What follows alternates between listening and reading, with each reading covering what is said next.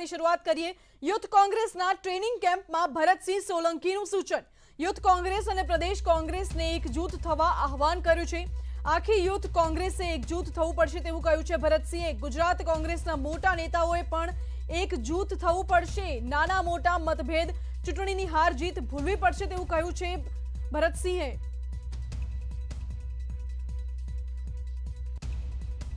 Youth Congress એક થઈ જાય, બધા મતભેદો ભૂલી જાય, નાના મોટા ચૂંટણીઓ આવી ગઈ, તમે ચૂંટાયા, બીજા ના ચૂંટાયા, આજે જે કઈ પરિસ્થિતિ થઈ, પણ હવે આખી યુથ કોંગ્રેસ એક છે અને એ દિશામાં કરશો તો મને લાગે છે કે તમારા થકી આ મોટા નેતાઓ છે એને પણ એક થઈને ગુજરાતમાં કામ કરવું પડશે ને કરવું પડશે।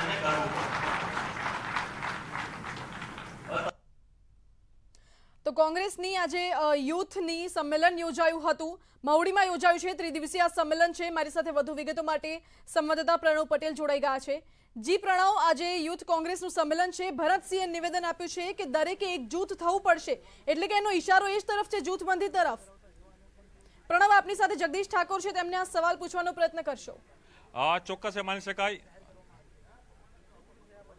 જી, ચોક્કસ આજે યુથ કોંગ્રેસની ટ્રેનિંગ શિબિરનો આજે પ્રથમ દિવસ હતો। તમામ જે દિગ્ગજ નેતાઓ છે કોંગ્રેસ પાર્ટીના તેઓ હાજર હતા। પ્રદેશ પ્રમુખમાં જોડાયા જગદીશ ઠાકોર સાથે જ જગદીશભાઈ, યુથ કોંગ્રેસની એક શિબિર અને નવો જોમ કોંગ્રેસ પાર્ટીમાં લાવવાનો પ્રયાસ। 3 દિવસની શિબિરમાં રાષ્ટ્રીય કક્ષાના સારા વક્તાઓ વિષયવાર ખૂબ સરસ મજાનું ભાથું લઈને આવી રહ્યા છે।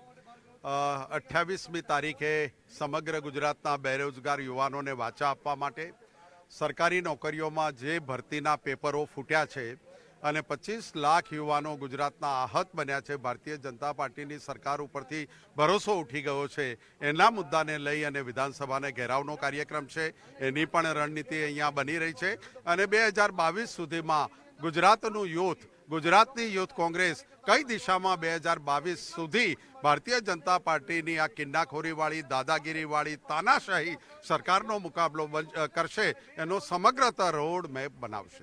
બીજી એ પણ વાત છે કે ભરતસિંહ સોલંકીએ એક સૂચક નિવેદન અહીં આપ્યું છે કે નરેશ પટેલ જો કોંગ્રેસમાં આવશે તો તેના માટે તે વેલકમ કરે છે। એઝ એ પ્રદેશ પ્રમુખ તરીકે જગદીશ ઠાકોર શું માની રહ્યા છે? નરેશ પટેલ કોંગ્રેસ પાર્ટીમાં ક્યારે આવશે? કઈ રીતની રણનીતિ, કઈ રીતની વાર્તાલાપ નરેશ પટેલ સાથે કોંગ્રેસના નેતાઓનો? અગાઉ પણ અમે આ વાત કરી છે, સમાજના સારા આગેવાનો રાજકારણમાં આવે તો એ સમાજને પણ ફાયદો થતો હોય, રાજકીય પક્ષને પણ ફાયદો થતો હોય છે ને સરવાળે ગુજરાતને ફાયદો થતો હોય। ગુનેગારો રાજકારણમાં વધતા જાય, જેના ઉપર વધારે કેસો છે એવા જ લોકોને જ્યારે પદ મળતા હોય, હોદ્દા મળતા હોય અને એક એવી છાપ કે સામાજિક રીતે જેના ઉપર વધારે કેસ હોય એવા લોકોથી જ રાજકારણ ચાલે છે, એવો એક ટ્રેન્ડ ગુજરાતમાં ચાલે છે। એની જગ્યાએ સામાજિક આગેવાનો સમાજની ચિંતા કરતા હોય, ગુજરાતની ચિંતા કરતા હોય, પોતાના સમાજનું તો કરે, સાથે સાથે ગુજરાતીઓનું પણ કરે ને બીજા સમાજની પણ ચિંતા કરે, એવા લોકો રાજનીતિમાં આવે તો એ રાજકારણને પણ ફાયદો થાય અને ગુજરાતને પણ ફાયદો થાય। એટલે નરેશ પટેલ સાથે કોંગ્રેસના નેતાઓનો વાર્તાલાપ ચાલુ છે, તેને આવકારવા માટે કયો સમય, કઈ ઘડી આવશે? કારણ કે મનહર પટેલ જે આપના નેતા છે તે કહી રહ્યા છે તારીખો જાહેર કોંગ્રેસ પાર્ટી કરવી જોઈએ। મનહરભાઈનું ટ્વીટ મેં જોયું નથી, પણ કોંગ્રેસમાં વ્યક્તિગત મારાથી માંડી ધારાસભ્યશ્રીઓને કોંગ્રેસનું શીર્ષ નેતૃત્વ વાતચીત કરી રહ્યું છે, ચર્ચાઓ થઈ રહી છે અને અમારા તરફથી પણ એમના માટેનો જે પોઝિટિવ રિપ્લાય અમારે આપવાનો હોય એ પણ અપાઈ ગયો છે। એમના તરફથી પણ અમારી સાથે વાટાઘાટો ચાલુ છે। બીજી એક ઘટના આજે જોવા મળી છે જગદીશભાઈ કે યુથ કોંગ્રેસની શિબિર ચાલે છે, એક તરફ યુથ કોંગ્રેસને ટ્રેન કરવાની વાત છે, પરંતુ કોંગ્રેસના કાર્યકારી પ્રમુખ હાર્દિક પટેલ જ્યારે સ્પીચ દેવા ઉભા થાય ત્યારે અનેક જે જૂથ છે, બીજું જૂથ છે તે બહાર આવે છે, આપણા નેતાઓ સમજાવવાનો પ્રયાસ કરે છે, તેમ છતાં પણ યુથ કોંગ્રેસના નેતાઓ, બધા કાર્યકર્તાઓ બહાર રહે છે। કે બાયકોટ કર્યો છે તે પ્રકારના દ્રશ્યો પણ અહીં જોવા મળ્યા હતા। કેમેરામાં ઓન રેકોર્ડ સેવ છે વિઝ્યુઅલ। મેં જોયું પણ નથી, પણ હું એવું માનું કે યુવાનો છે, સામસામે ચૂંટણીઓ લડ્યા હોય ત્યારે ક્યાંક નાની મોટી એ રહેતી હોય, પણ એવું કંઈ દેખાતું નથી। બંને ચૂંટણી લડેલા ગ્રુપો શિબિરમાં લગભગ 301 ડેલિગેટ જે લોકો જીત્યા છે એ એસેમ્બલીના પ્રમુખ હોય, જિલ્લાના પ્રમુખ હોય અને પ્રદેશના પદાધિકારીઓ હોય, એ 350 કે 300 જે ડેલિગેટ છે બધા હાજર છે અને સરસ મજાની 3 દિવસની શિબિરમાં ભાગ લઈ રહ્યા છે। એક બીજું પણ નિવેદન આ સ્પીચમાં જોવા મળી રહ્યું હતું. એક કોંગ્રેસના જે નેતા છે પરસ સોલંકી કહ્યા છે કે ઈડી, આઈટી, પોલીસથી હવે ડરવાની જરૂર નથી, કોઈ પણ કોંગ્રેસના નેતા ડરશે નહીં. અને એ પણ વાત કરી કે હવે કોન્ટ્રાક્ટ પ્રથા બંધ થઈ જશે, એટલે કે કોન્ટ્રાક્ટ લેવાનું કદાચ કોંગ્રેસના નેતાઓ લેતા હશે તે પણ બંધ કરીને હવે અમે આગળ કામ કરશું અને એક થઈને કામ કરશું. મૂળ લડાઈ છે ભારતીય જનતા પાર્ટીની સામે, અને લડાઈમાં કોંગ્રેસ એક તાકાતથી તમામ પાંખો સાથે યુવક કોંગ્રેસ, NSUI, મહિલા Congress, Seva Dal, OBC, SC, ST, minority, Kisan Congress, માલધારીથી માંડી અને બધા સેલો તાકાતથી સંગઠનની પ્રક્રિયાને સરસ મજાની તૈયાર કરી અને ભારતીય જનતા પાર્ટીની કિન્નાખોરીવાળી સરકાર વડાપ્રધાન 2 દિવસ ગુજરાતમાં આવે અને જ્યાં પણ જાય ત્યાં કોંગ્રેસના 20 કિલોમીટરના એરિયાના આગેવાનોને નજરકેદ કરવામાં આવે, પોલીસ સ્ટેશન ઉપર બેસાડી દેવામાં આવે. કેમ ડરે છે દેશના પ્રધાનમંત્રી કોંગ્રેસના કાર્યકર આગેવાનથી કેમ ડરે છે એ સવાલો પણ ઊભા થાય છે. અને આવતા દિવસમાં એમના પ્રવાસો જ્યારે વધવાના છે, કાર્યક્રમો વધવાના છે, ત્યારે ગળા કાપી નાખવાની ઘટનાઓ, નાક કાપી નાખવાની ઘટનાઓ, કોઈક એના ઘરમાં મશ્કરી કરે તો ત્રિદિવસીય ટ્રેનિંગ કેમ્પનો આજથી પ્રારંભ થયો છે. કોંગ્રેસના જે યુથ વિંગ છે તેમની માટે આ ટ્રેનિંગ કેમ્પનું આયોજન થયું છે. શેઠની શિખામણ ઝાંપા સુધી રહી ગઈ તે કહેવત છે. ભરતસિંહે યુથ કોંગ્રેસને મતભેદ દૂર કરવા કહ્યું હતું તો સૂચન કર્યું છે. યુથ કોંગ્રેસની ટ્રેનિંગમાં સૂચન છતાં પણ પાલન ન જોવા મળ્યું. હાર્દિક પટેલની સ્પીચ શરૂ થતાં જ યુથ કોંગ્રેસ કાર્યકરો બહાર નીકળી ગયા. હાર્દિક પટેલની સ્પીચનો બાયકોટ કરતું યુથ કોંગ્રેસનું આ જૂથ જોવા મળ્યું. તો કાર્યકરો બહાર નીકળતા જ હાર્દિકને સ્પીચ ટૂંકાવવી પડી. જગદીશ ઠાકોર સહિતના નેતાઓ પણ મંચ પર હાજર હતા.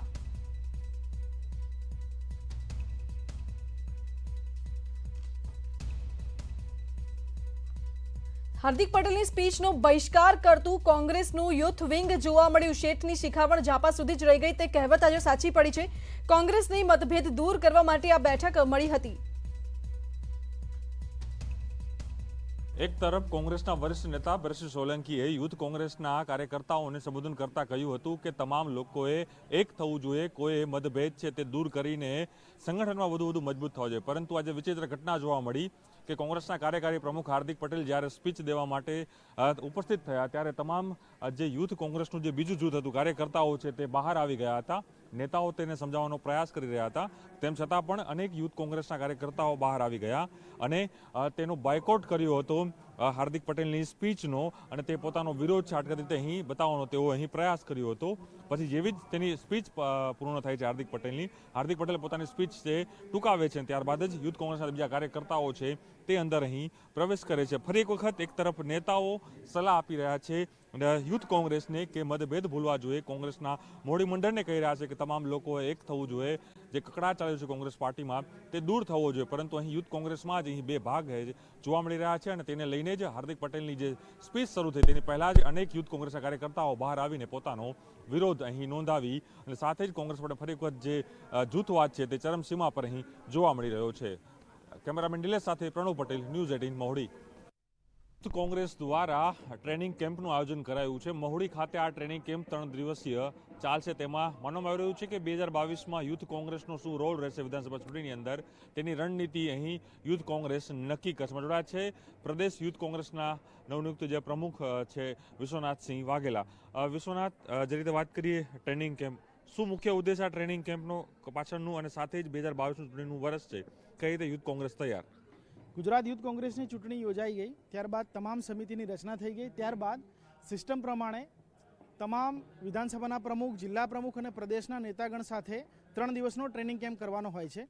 એટલા માટે આજે મહુડી ખાતે 3 દિવસીય ટ્રેનિંગ કેમ્પ, બુનિયાદી પ્રશિક્ષણ શિબિરનું આયોજન કરવામાં આવ્યું છે. તારીખ 13, 14 અને 15 3 દિવસ ચાલનારા ટ્રેનિંગ કેમ્પમાં પ્રદેશના નેતાગણ અને યુથ કોંગ્રેસના તમામ હોદ્દેદાર, જે વિધાનસભાના પ્રમુખ છે, જિલ્લા પ્રમુખ છે અને પ્રદેશના સેક્રેટરી, મહામંત્રી છે, આ તમામની સાથે 3 દિવસ અહીંયા જ રહેવાનું છે, ટ્રેનિંગ કેમ્પ કરવાનો છે. અને આવનારા દિવસોમાં યુથ કોંગ્રેસ દ્વારા કઈ રણનીતિ બનાવી જેથી ગુજરાતના જે યુવાનો આ સરકારથી નારાજ છે, પેપર ફૂટવાની ઘટના હોય, પરીક્ષા રદ થવાની ઘટના હોય, મહિલા પર થતા અત્યાચાર હોય, તમામ મુદ્દે જ્યારે યુથ નારાજ છે ત્યારે યુથને કોંગ્રેસ સાથે કેવી રીતે વધારેમાં વધારે કનેક્ટ કરી શકાય એમના મુદ્દાને લઈને કેવી રીતે લડી શકાય અને આવનારા 8 મહિના જ્યારે ચૂંટણીના બાકી છે ત્યારે વધારેમાં વધારે સારું કામ યુથ કોંગ્રેસ કેવી રીતે કરી શકે એની ચર્ચા અને વિચારણા થવાની છે. ક્યાંક ને ક્યાંક યુથ છે તે હજુ પણ કોંગ્રેસ સાથે જોડાતું નથી. જે નવો વોટર વર્ગ જે નવો આવે છે, મતદાર વર્ગ આવે છે, તે ક્યાંક ને ક્યાંક ભારતીય જનતા પાર્ટી તરફ જાય છે. તેના કારણે જે મતદારની જે પ્રક્રિયાઓ છે તે ઘણી બધી ભારતીય જનતા તરફ રહેતી હોય છે. તો યુથને કઈ રીતે આકર્ષિત, યુથ કોંગ્રેસ કઈ રીતે આકર્ષશે? એક ભ્રમણા છે કે યુવાનો કોંગ્રેસ સાથે જોડાતા નથી. અમારી ચૂંટણીમાં 8,90,000 જેટલા મેમ્બરો પોતાના વિડીયોઝ દ્વારા યુથ કોંગ્રેસ સાથે જોડાયા છે, મેમ્બર બન્યા છે અને 8,90,000 એક પરિવાર થયા. પણ હજુ પણ અમે મેમ્બરશિપ અમારી ચાલુ છે. નવા યુવાનો પણ કેવી રીતે જોડવાના, જે પહેલીવાર વોટ કરવા જાય છે 18 વર્ષનો યુવાન, એ પણ કોંગ્રેસ સાથે કેવી રીતે જોડાય યુથ કોંગ્રેસ થકી, એ પણ અમારી હેતુ છે. ચોક્કસ આતા વિશ્વનાથસિંહ તેઓ માની રહ્યા છે કે યુથને કઈ રીતે વધુ વધુ કોંગ્રેસ તરફી લઈ જવા તે પ્રકારનો પ્રયાસ છે તે અહીં કરવામાં આવી રહ્યો છે. અને આ 3 દિવસીય આ શિબિર જે ટ્રેનિંગ કેમ્પ છે તેમાં જે બેઝિકલી કોંગ્રેસ શું છે તે સમજાવવાનો પ્રયાસ નવા જે જનરેશન યુથ છે તેને કરવામાં આવશે. કેમેરામેન નિલેશ સાથે પ્રણવ પટેલ, ન્યૂઝ 18 મહુડી. તો આગળ અન્ય મહત્વપૂર્ણ સમાચારો વિશે વાત કરીએ તે પહેલા હાલ રોકાઈએ એક બ્રેક માટે.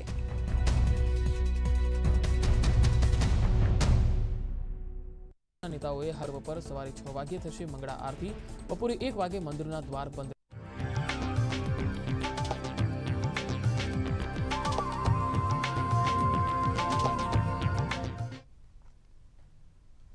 બ્રેક બાદ આપનું સ્વાગત છે. વડોદરાને ઐતિહાસિક નગરી તરીકે ઓળખ આપનારા મહારાજાની અમૂલ્ય ધરોહરની જાળવણી કરવામાં તંત્ર ચૂકી ગયું છે. સયાજીનગરમાં મહારાજા સયાજીરાવ ગાયકવાડની પ્રતિમા જોઈએ તો લાગે કે આ ભવ્ય વારસો ભૂંસાઈ રહ્યો છે.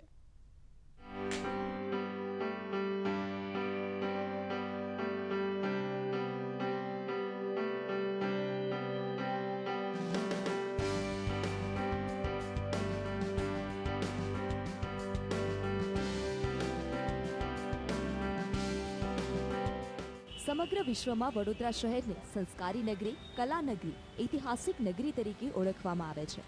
શહેરને આ તમામ ઓળખ આપવા પાછળ મહારાજા સયાજીરાવ ગાયકવાડનો સિંહ ફાળો રહ્યો છે. તેમની યાદમાં વડોદરાના તમામ જંકશન પર ઐતિહાસિક પ્રતિમાઓ મૂકવામાં આવી છે. પરંતુ કડવી વાસ્તવિકતા એ છે કે વડોદરાને અનોખી ઓળખ આપનાર ખુદ મહારાજાની પ્રતિમા જ દયનીય હાલતમાં છે. તેમાં પણ કાલાઘોડા સ્થિત આવેલી સયાજીરાવ ગાયકવાડની પ્રતિમાની જાળવણીના અભાવે તેની દુર્દશા થઈ છે. દ્રશ્યોમાં જોઈ શકાય છે કે પ્રતિમા પરથી કલર ઉડી ગયો છે અને લીલ પણ બાજી ગઈ છે. ઐતિહાસિક વારસાની આવી ખસ્તા હાલતથી લોકોમાં ભારોભાર રોષની લાગણી જોવા મળી છે. તમામ પ્રતિમાને રોજે રોજ સાફ સફાઈ કરવાનો, ફુલહાર કરવાનો છે, પરંતુ ક્યાંક ને ક્યાંક વડોદરા મહાનગરપાલિકાના અધિકારીઓ દ્વારા આ પ્રતિમાઓ સાફ સફાઈ નહીં કરવાને કારણે વડોદરા શહેરના સર સયાજીરાવ મહારાજની જે પ્રતિમા છે આજે કહી શકાય કે એકદમ જોવાલાયક નથી. બિસ્માર હાલતમાં બનેલી આ પ્રતિમાની ખસ્તા હાલત જોતા એવું લાગી રહ્યું છે કે ઐતિહાસિક ધરોહર સાચવવામાં તંત્ર ઊણું ઉતર્યું છે. સયાજી નગરીમાં ખુદ સયાજીરાવ ગાયકવાડની પ્રતિમા જ બિસ્માર હાલતમાં છે. વડોદરા મહાનગરપાલિકા દ્વારા પ્રતિમાઓ તેમજ ઇમારતોની જાળવણી માટે અલગ અલગ બજેટ ફાળવવામાં આવતા હોય છે.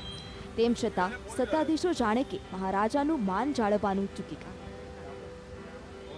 ખૂબ દુઃખની વાત છે કે આ પ્રતિમાની આપણે જાળવણી સરખી રીતે નથી કરી શકતા. લગભગ 6 મહિના ઉપરથી આ વિવાદ છે. તેમ છતાં હજી બીજો શાસક પક્ષ એવું કહેતું હોય કે અમે આનું ટેન્ડર આપ્યું છે અને નિભાવણી ટૂંક સમયમાં થઈ જશે, તો શરમની વાત છે. પરિવર્તન હોવાના કારણે કેટલીક જગ્યા ઉપર કલર કોડ બદલાયો છે અને સ્વીકાર્ય છે. આવનાર સમયમાં 10-15 દિવસમાં કોટેશન પણ મંગાવ્યું છે. એના નિષ્ણાત લોકો જે એનું કામ કરી રહ્યા છે એના માધ્યમથી એના ઉપર જે પણ સર્વેના આધારે કામ આવશે એ ખૂબ જ ઝડપથી આ કામ પૂર્ણ કરાવીશું.